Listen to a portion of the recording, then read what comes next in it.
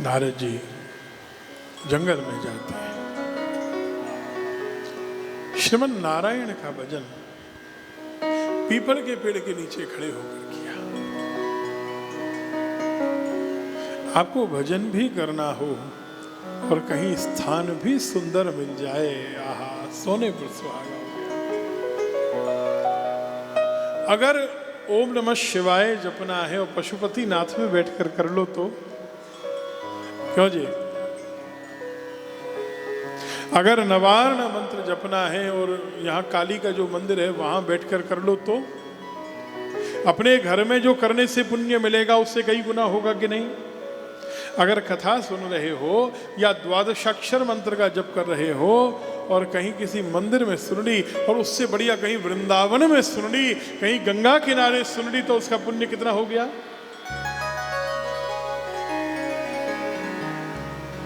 Narad ji people के पेड़ के नीचे खड़े हो रहे हैं क्योंकि भले ही वो वृक्ष है लेकिन नारायण है। पीपल का पेड़ ऐसा होता है जिसे कभी भी लगाना नहीं पड़ता है, वो अपने आप लग जाता है, कहीं भी उग जाता है। भगवान नारायण ने उसे ऐसी सामर्थ्य दिया कि वो दीवार में भी उग जाएगा, छत पर भी उग जाएगा, क्योंकि पीपल परोपकारी है। पीपल को न जल चाहिए न आपकी कटाई गुड़ाई चाहिए, और देता क्या है? और 24 घंटे ऑक्सीजन देता है ना?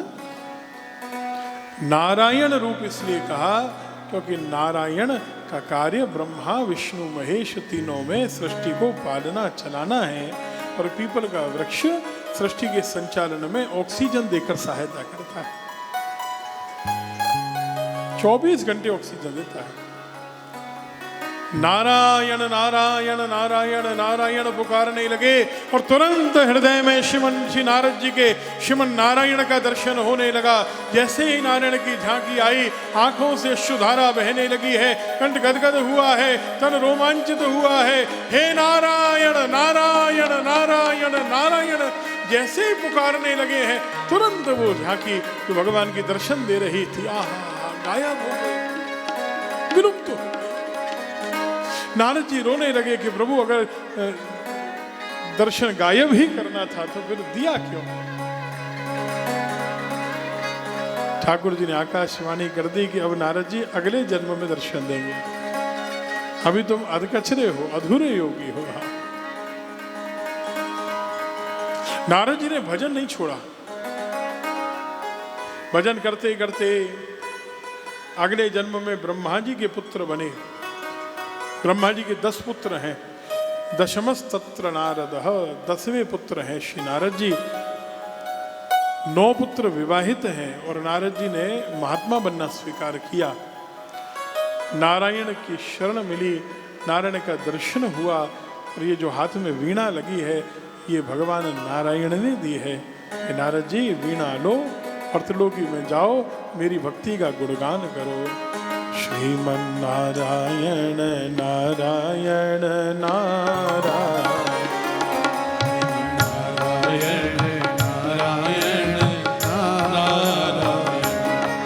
मन नारायण नारायण नारायण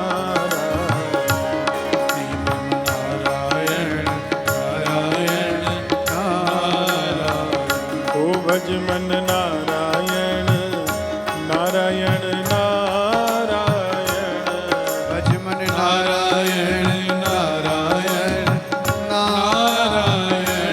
भज मन नारायण नारायण नारायण भज मन नारायण नारायण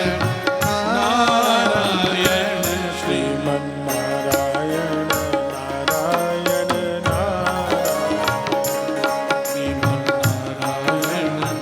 नारायण श्रीमन नारायण नारायण नारायण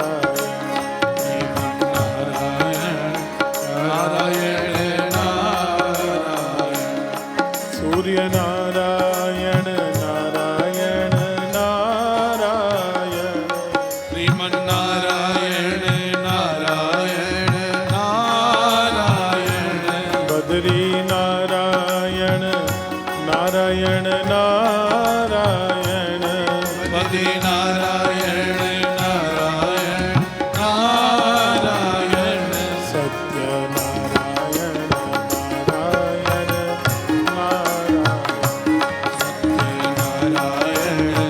नारायण नारायण श्रीमन नारायण नारायण नारायण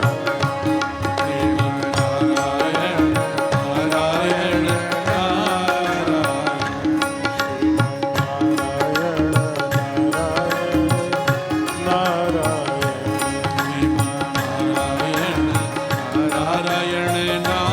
नारायण श्री बद्री नारायण भगवान की जय जय श्री राधे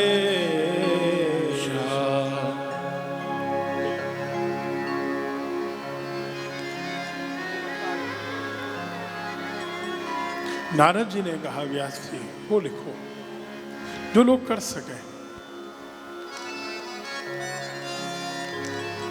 ज्यादा नियमों का पालन कलयुग में नहीं होगा, सरलता से हो। कलयुग में लोग ज्ञानी नहीं होंगे, बैरागी नहीं होंगे, लेकिन भजन करना बहुत सरल है। भक्ति की बात करो। भगवान नारायण ने ब्रह्मा जी को, ब्रह्मा जी ने नारद जी को, नारद जी ने व्यास जी को 4 श्लोक में श्री भागवत का ज्ञान दिया।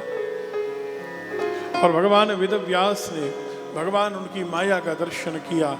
बद्रीनाथ धाम के समीप व्यास गुफा में सरस्वती नदी के किनारे बैठे और 4 श्लोक का विस्तार करते चले गए और कथाओं पर कथाओं का विस्तार करते करते 18,000 श्लोक का ये भागवत पुराण लिख दिया। लेकिन बात भक्ति की है और भक्ति का शास्त्र है, तो पढ़े तो वो जो भक्त हो।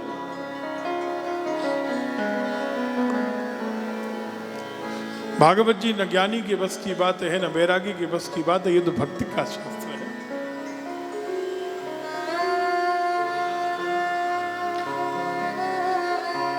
शिष्यों में तो एक भी अधिकारी नहीं मिला, तब भगवान नारायण ने कृपा करी।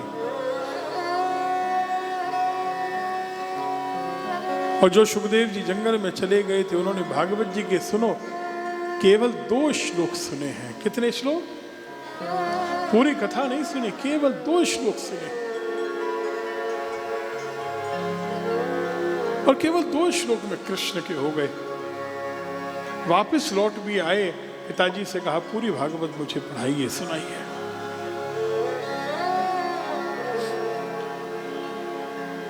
बड़े सन्यासी, बड़े विद्वान, हाँ, जब कृष्ण के गुणानुवाद सुनते हैं, एक श्लोक सुनकर जीवन बदल जाता है। कभी कभी अगर लगनी हो तो एक बात भी जीवन में लग जाती है, और ना लगनी हो तो वर्ष भर कथा सुनते रहो। हाँ, समझना चाहो तो 1 मिनट भी बहुत है, और न समझना चाहो तो। कलकत्ता में एक सेठ जी हुए, लाला बाबू उनका नाम था। बहुत सोचते थे कि भजन करने का समय तो निकालो, लेकिन दुकान से समय नहीं मिलता। सुबह जा रहे थे, जो बुहारी लगाती है ना, झाड़ू लगाती है ना महिला, सड़क पर मेहतर महिला थी, सफाई कर्मी, उसे झाड़ू लगाते लगाते कहा, सेठ जी एक तरफ हो जाओ। हम तो हिंदी में बात कर रहे हैं, उससे बंगाली में कहा होगा, एक और हो जाओ। बात समझे कि नहीं? जरा सिर उठा के बताओ, सिर हिला के बताओ। उसका कहने का भाव क्या है पवन जी, जिंदल जी? भाई एक साइड हो जाओ ना, मुझे झाड़ू लगानी है। लेकिन वो एक बात लाला बाबू को समझ में आ गई, बात सीधी, एक तरफ हो जाओ, धूल लगेगी, गंदगी लगेगी। लेकिन लाला बाबू को ये बात लग गई, एक तरफ तो होना ही पड़ेगा। जब व्यापार कर रहा था तो व्यापार ही कर रहा था, अब भजन करने की आयु आई है तो अब एक तरफ तो हो जाओ। ये बात हम और आप कितनी बार सुनते हैं प्रवचनों में, प्रभाव पड़ता है क्या? कोई परिवर्तन आता है क्या? हमें संतों की वाणी समझ में नहीं आती, उनको मेहतर महिला की, सफाई कर्मी की बात समझ में आ गई। तुरंत वहीं से जो दुकान की चाबी थी घर भेज दी, जो कुछ हाथ में मिला वृंदावन आ गए। वृंदावन में आप चलेंगे, कभी आइएगा, आप लोगों का तो होटल भी, गेस्ट हाउस भी है, धर्मशाला है, कभी आइएगा जब अगली बार। तो देखो धर्मशाला तो है गोयल परिवार, लेकिन लाला बाबू के मंदिर जरूर जाना। उनको ब्रजवासी सेठ लाला बाबू नहीं कहते, महात्मा लाला बाबू कहते हैं। आपको एक बड़ी सुंदर बात बताएं,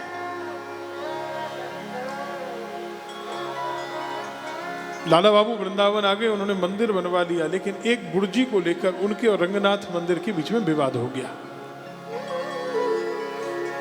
थोड़ा पीछे का अंश था ना कि मैं सेठ तो हूं। रंगनाथ मंदिर के संस्थापक सेठ लक्ष्मीचंद, वो भी सेठ, और लाला बाबू भी सेठ। एक बुर्जी को लेकर विजय जी विवाद हो गया। लाला बाबू ने कहा ये मेरी है, और लक्ष्मीचंद जी ने कहा ये हमारी सीमा में मेरी है। बड़ा केस चला, और केस लाला बाबू जीत गए। जब जीते तो मिठाई लेकर अपने गुरुजी के यहां गए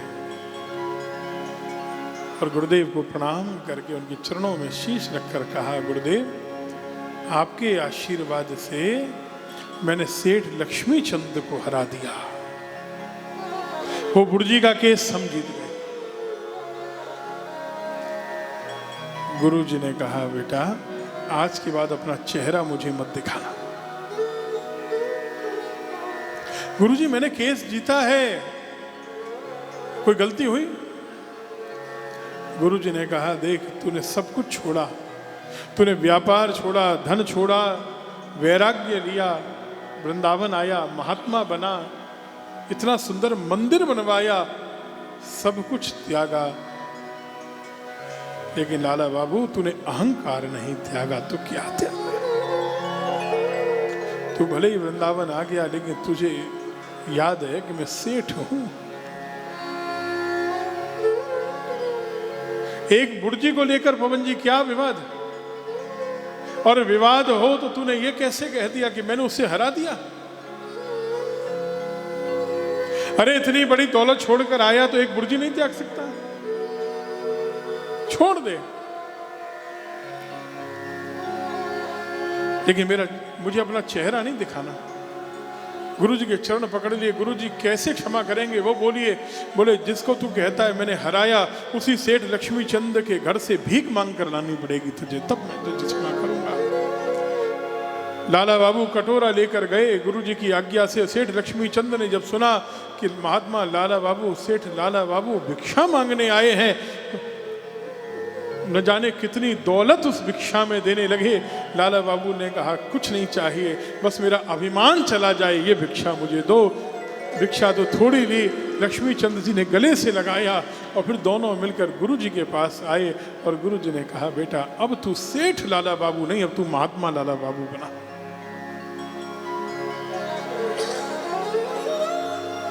और ऐसी अंतिम शव यात्रा दुनिया में किसी की नहीं निकली जैसी लाला बाबू जी की निकली। गए हैं क्या आप लोग लाला बाबू मंदिर? देखिए हमने इसलिए कहा जरूर जाना उस मंदिर में। कैसी शव यात्रा। लाला बाबू ने कहा कि जब मेरे प्राण निकले तो मुझे 4 लोग कंधे पर उठाकर न ले जाएं, मेरे शव को रस्सियों से बांधना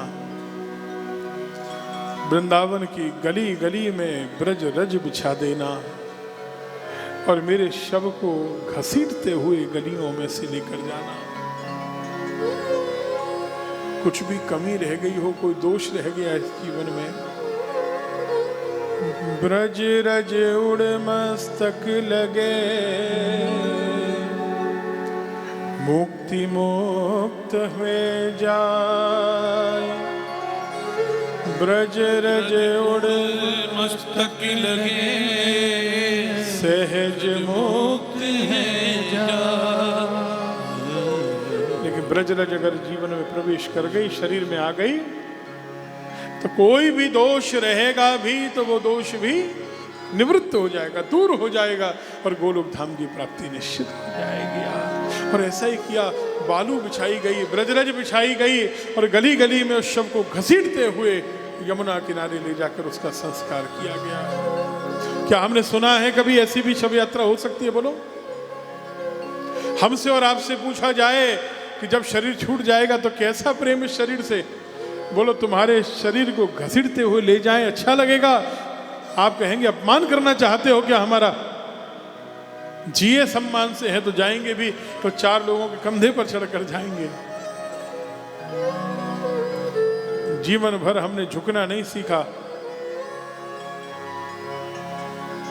अब कैसे झुक जाएंगे? जीवन भर चाहते थे सबसे ऊपर रहें और अब भी देखो चारों के ऊपर ही बैठकर जाएंगे। मरने के बाद भी शरीर से सज्जनों कितना प्रेम होता है। अंतर क्या है संत में और हम में? बस ये बात हो रही है ना, फिर समझ लो कि मृत्यु आए और जो घबराए, इधर उधर भागे, रोए, चिल्लाए, बिलखे, वो हम और आप हैं। और मृत्यु आए तो कहे कि उत्सव हो गया, अब तो ठाकुर से मिलने का समय हो गया, ये तो आनंद की वर्षा हो रही है, ये तो कृपा वर्षण हो रहा है। वो संत है। रोने से मृत्यु कष्ट हो जाती है और प्रसन्नता से आनंद मनाने से मृत्यु भी उत्सव बन जाती है। भक्तवत्सल भगवान की जय, कृष्ण चंद्रमा जी महाराज की जय, महात्मा लाला बाबू की जय, जय जय श्री राधे।